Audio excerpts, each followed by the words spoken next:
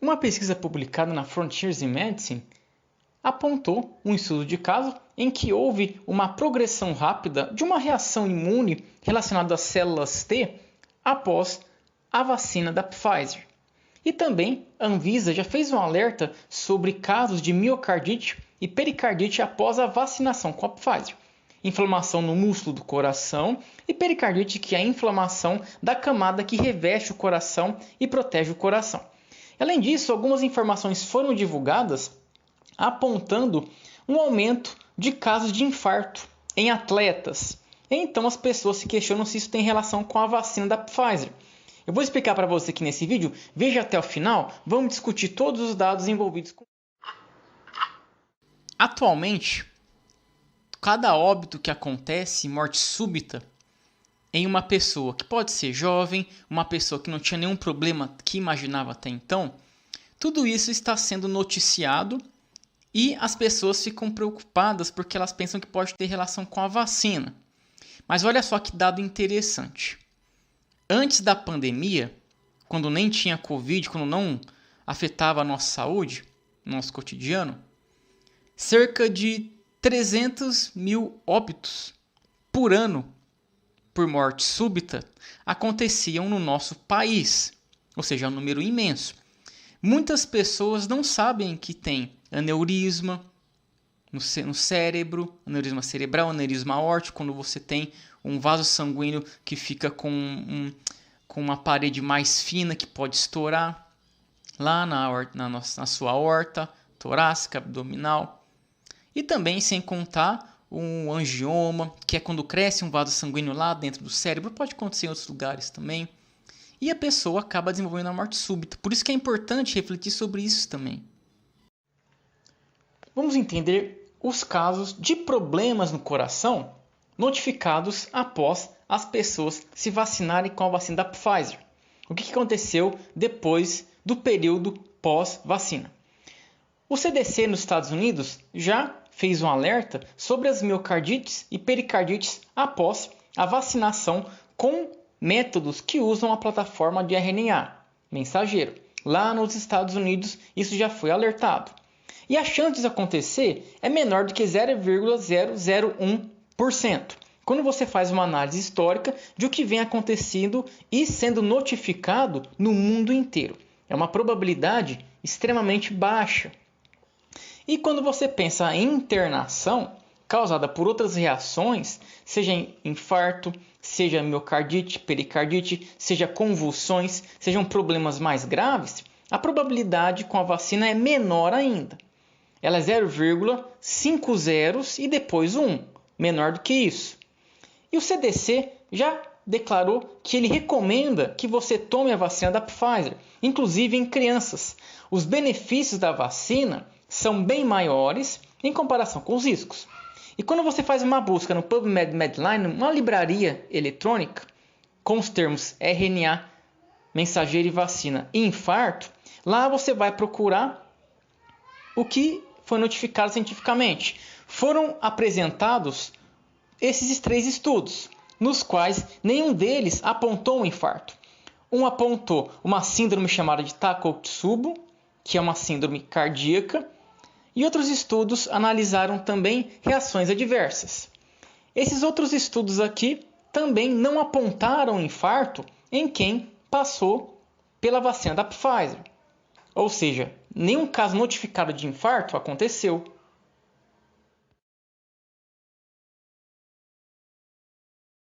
Os problemas causados pela Pfizer têm uma relação com uma adaptação do seu sistema imunológico.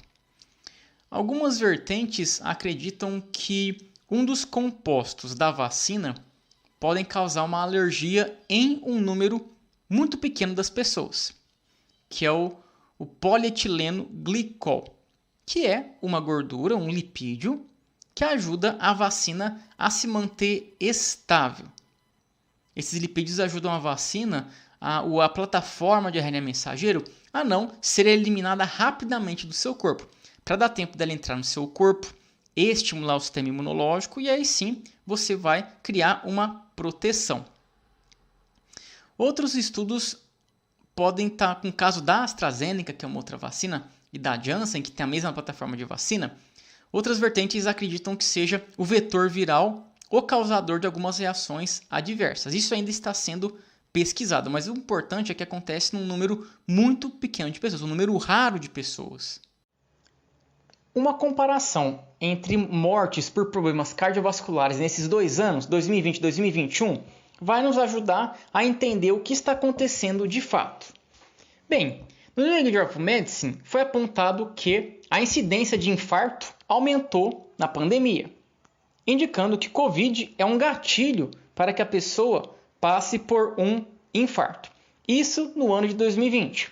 E nesse gráfico fica nítido que, em 2020, as mortes por problemas cardiovasculares aumentaram bastante, pensando especificamente aqui no caso de infarto agudo do miocárdio, suportando o fato de que Covid aumenta os infartos.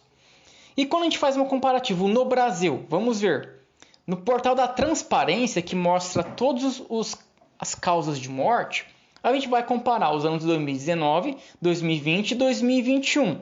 Esse link você encontra aqui na descrição do vídeo se quiser fazer um comparativo. Bem, podemos notar lá do lado direito em vermelho as mortes por problemas cardiovasculares. E aí então podemos notar também em verde que o número de infarto ele não aumenta. Ele é praticamente o mesmo entre 2019, um pouco menor em 2020 e igual em 2021. Ou seja, o número de infartos em 2021 não aumentou. Ou seja, isso não suporta o fato da vacina causar infarto. E o CDC ele fez uma análise apontando que Covid pode aumentar o número de internações por causa de miocardite. Aqui onde está destacado, pode perceber que em 2020 houve um aumento de 42% nas internações por causa de miocardite e Covid. Acontecia uma queda de casos de mortes cardiovasculares como no Brasil, quando comparamos entre 2000 e 2017. Isso acontecia por causa da evolução da tecnologia aplicada à saúde, os avanços na área da medicina, da fisioterapia, da educação física, da terapia ocupacional, da enfermagem e até da psicologia, por meio de intervenções não farmacológicas que melhoram o sistema límbico da pessoa, o sistema das emoções, e a pessoa melhora os quadros de ansiedade, depressão, e isso é claro. Existe uma relação bem próxima de ansiedade e depressão com sistema cardiovascular. E essa queda acontecia. O problema é que com Covid, uma doença inflamatória, voltaram a aumentar alguns casos. Mas não houve nenhuma diferença entre 2020 e 2021, conforme nós vimos nos gráficos que eu apontei para vocês.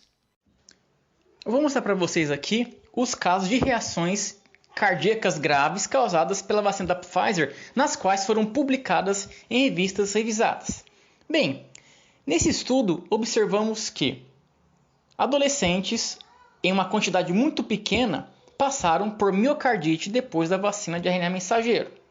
Ou seja, foram casos que foram facilmente solucionados, tratados, e aqui é um registro de um único caso notificado no hospital. Aqui a gente percebe que houve alterações no eletrocardiograma. Notem que ele está alterado. Quando a gente compara os segmentos ST, de um modo mais específico, quem estuda eletrofisiologia sabe bastante sobre isso. Bem, e esse paciente ele foi tratado, teve sintomas mais leves em comparação com miocardites causadas por Covid. E também, outro estudo publicado na Nature Reviews Cardiology fez um levantamento de todos os casos declarados e publicados em revistas científicas que passam por revisão de experts na área.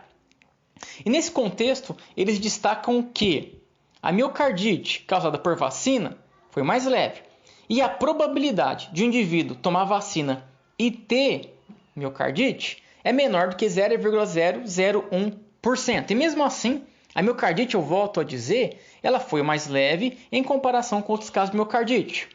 E quando você pensa em Covid, a chance de você ter infarto ou até miocardite por Covid, alguns estudos sugerem que até superior a chance a 2%, ou seja, a chance é muito alta.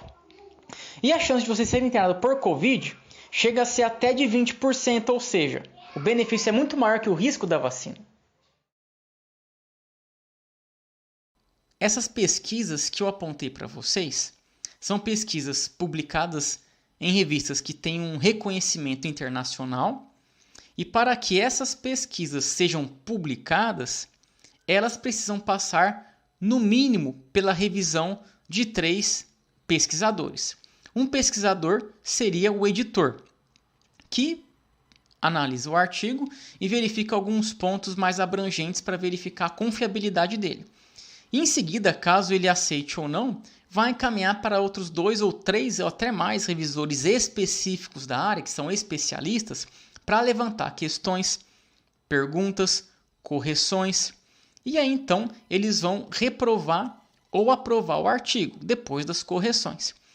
Então, essas pesquisas elas têm um rigor muito alto, elas têm uma alta confiabilidade. Diferente de você escrever um texto na sua rede social, sem referência, sem nada, e sair divulgando por aí.